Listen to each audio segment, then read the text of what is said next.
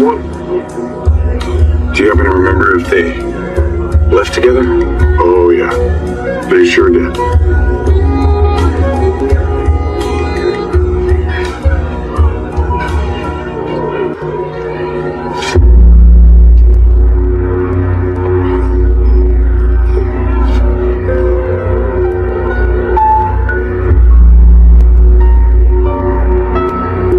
Hey guys, welcome back to my channel where I'll be doing another episode recap for today's Days of Our Lives, October 9th, 2024.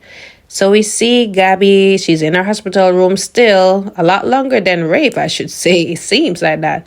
But anyway, she's looking through a magazine and it happened to have weddings in there, so she angrily throws it at the door. So at this point, Melinda comes in wondering what happened and, she apologizes. So she came to check in on Gabby, considering that they were both held hostage by that maniac Connie.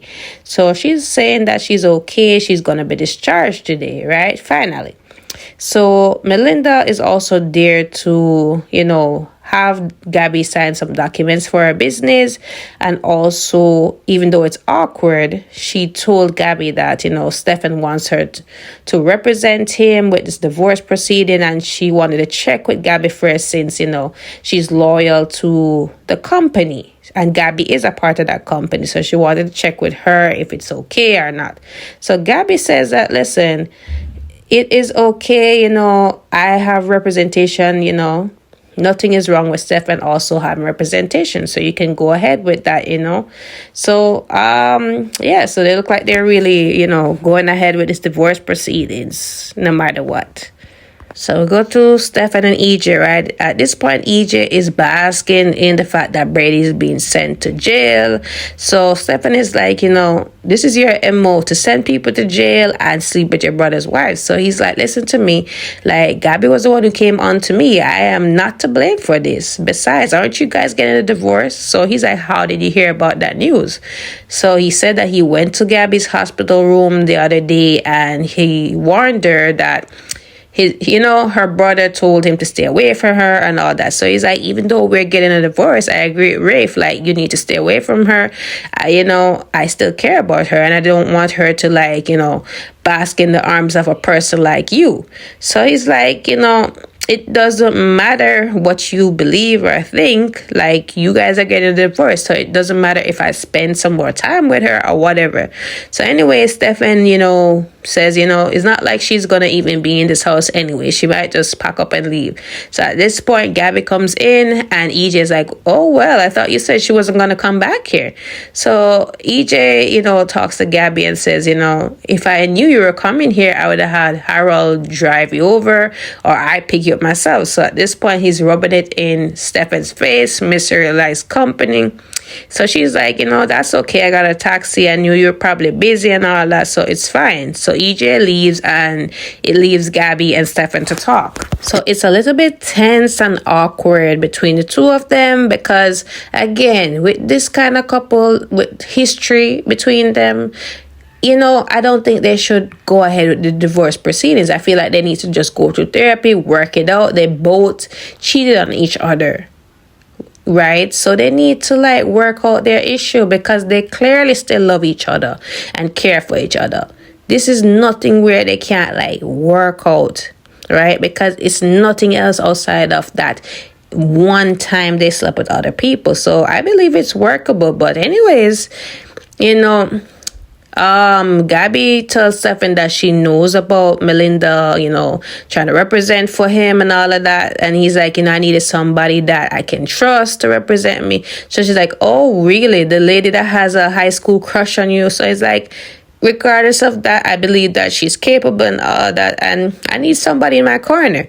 So she's like, anyways, I'm not here to see you. I'm here to just pack up my stuff and leave. So he's like really surprised at that. And I'm saying, you guys are getting divorced. What do you expect, Stefan? Like, why are y'all surprised at the action that you guys are about to do because of, this divorce. I don't get it. But anyways, she said, she's going to pack up her stuff and send Harold for the rest of them, right?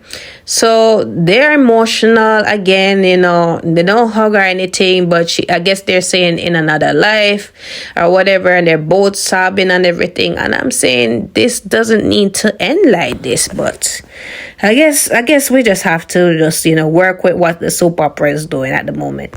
So we go back to Brady and Eric at this point, right? And Brady's still in his, guilty, moping around kind of mood, which is getting really tiresome at this point.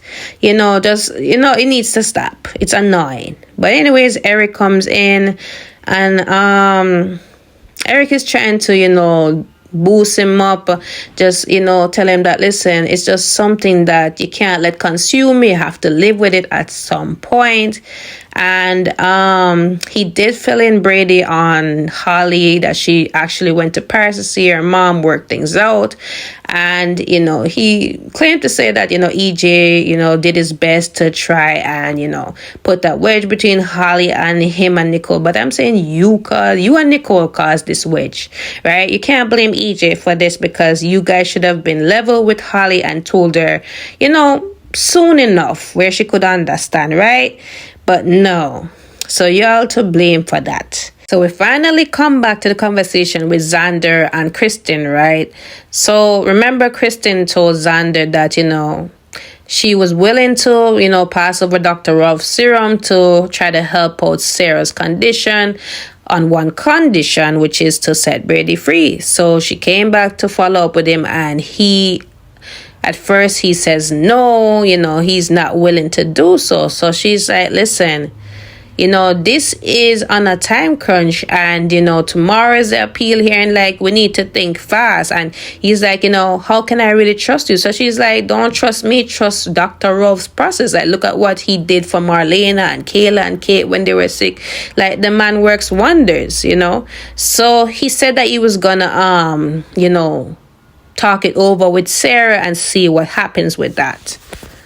So speaking of Sarah is alone, and she has her daughter there. Her daughter is crying, just really, overstimulated at this point, because that's an overstimulated cry.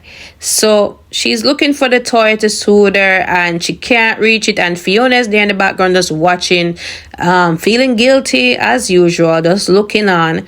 And she just, Sarah's feeling, understandably overwhelmed. She can't reach anything. She just feels helpless.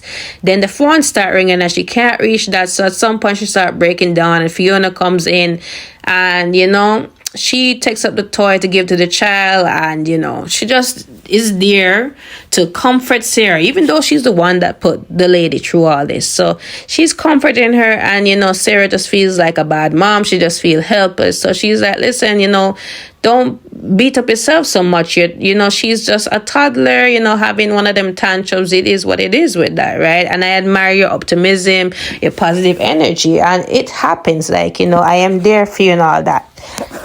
So Roman and Eric are having a conversation, and Eric fills in Roman on the fact that Brady actually got 10 years if he pleads guilty, and Roman is surprised at that, but Eric is telling him that he can't seem to shake it, that things don't add up. He's like, how Sarah remember that fast? And he also is thinking that things don't also add up when Jada went to arrest Brady and Xander was there. And he's like, he just feels like there's more unanswered questions, so it doesn't sit right with him. So Sarah and Xander, they have a talk. Sarah tells Xander of how she was feeling overwhelmed earlier with Victoria, and just feeling helpless, feeling like a bad mom. And he's like, listen, you're the best mom for Victoria, don't beat yourself up. So he does tell Sarah about what Kristen said to him about this serum and potentially helping her to walk again. And she's skeptical at first, because she's like, the mad scientist, how is that going to help? And furthermore, what is the condition? So he did tell her that, they had to set Brady free. And, he knows that, she covered for him, and all that. But that's the only way, they would get the serum. So she eventually understands, right? So he did make a call to EJ because at this point they want Sarah to recant what she said about Brady being the person behind the wheel. So EJ comes over and EJ's like, what is it? Like, we try to get a longer prison sentence for Brady, but we don't know how the jury is gonna be. So 10 years is what we can work out with the plea, right? So he's like, what is the urgent matter? Because I have an important meeting to get to. So he's like, about that, I don't think that's gonna happen. We really want to recant what Sarah said about Brady. So he's like, are you sure about that? So she's like, yes, I'm sure. I really want to go through with this, and Xander makes up this thing that she's on a lot of pain medications, a mixture of stuff, so maybe it really blurred her remembrance of what happened that night. So EJ is hearing it all, but he's saying like, he is in no way, shape, or form ready to recant nothing or change anything at all. So we already know that EJ is petty and sometimes he's very biased with his job and stuff. I don't know how he's a lawyer and all that, but yeah, he's saying that he's in no way, shape, or form gonna do it. So let's see what happens the next episode. So surprisingly, Fiona comes to the interrogation room to see Brady, and Brady's surprised to see her because he said the last time we saw each other, I thought it was the last time. So she's there once again to say that she has some confession.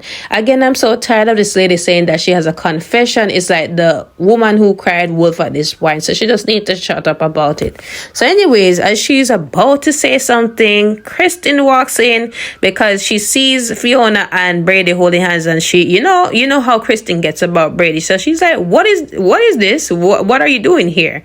So Brady introduces them, he introduces her as Xander's mom, and then he introduces Kristen as the mother of his child, Rachel, and all that.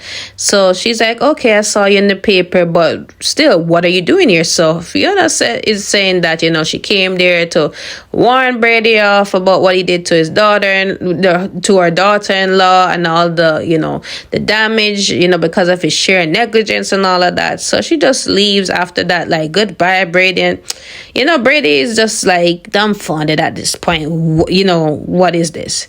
So anyways, Kristen tells him that sooner or later you're gonna be freed out of here. So he's like, what did you do? Did you hurt Sarah? So she's like, no, she didn't have to, but it will all come out as it should be. So she's happily skipping around, coming out of there. So Brady again is lost as to what's happening. So Eric goes back to the bar and he, sees the waiter. And this is the waiter that was there on the night of, Brady's accident. He was the one that served Brady and Fiona. So Eric shows him a picture, if he knew the guy. And he said, yes, how could I forget? He was acting like a complete jerk on that night, when I was serving him. And he was the guy that, run off that lady. I remember him. So he's like, was he alone? Was he with a partner? So he's like, yes, he was with a lovely looking lady. So he ends up showing him a picture of the lady. So he's like, yeah, that's the one. So at this point, Eric is trying to put the pieces together to see, like, how does Fiona fit in it? So as he's doing that, Fiona is there, I guess, for, lunchtime drink or whatever. So he's, it's bound to go down between the two of them, because I saw that in the spoilers that he has a conversation with her. So he's probably going to put two and two together as to who was really driving behind that wheel that night. So that is it, guys. Don't forget to like, follow, and subscribe to my channel. I will see you guys tomorrow for an all new recap.